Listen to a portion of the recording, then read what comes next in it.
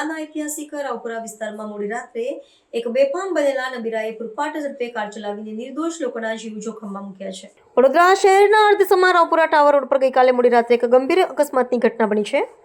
પૂરપાટ ઝડપે આવતી એક રેન્જ રોવર કારના ચાલકે અચાનક સ્ટીયરિંગ પરથી કાબુ ગુમાવી દેતા કાર રોડની બાજુમાં આવેલી એક દુકાનમાં સીધી ધસી ગઈ હતી।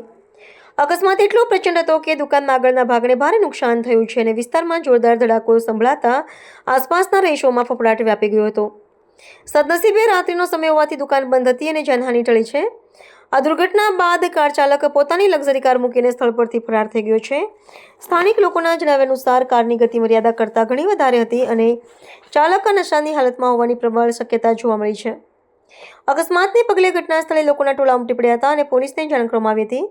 પ્રાથમિક તપાસમાં કારની અંદરથી કેટલીક શંકાસ્પદ વસ્તુઓ મળી હોવાની પણ ચર્ચાઓએ જોર પકડ્યું છે। રાવપુરા પોલીસે આ મામલે ગુનો નોંધીને તપાસનો ધમધમાટ તેજ કર્યો છે। પોલીસ દ્વારા વિસ્તારના સીસીટીવી કેમેરાના ફૂટેજ મેળવવામાં આવ્યા છે અને કારના રજિસ્ટ્રેશન નંબરના આધારે તેના માલિકની ઓળખ કરવાની તજવીજ હાથ ધરવામાં આવી છે।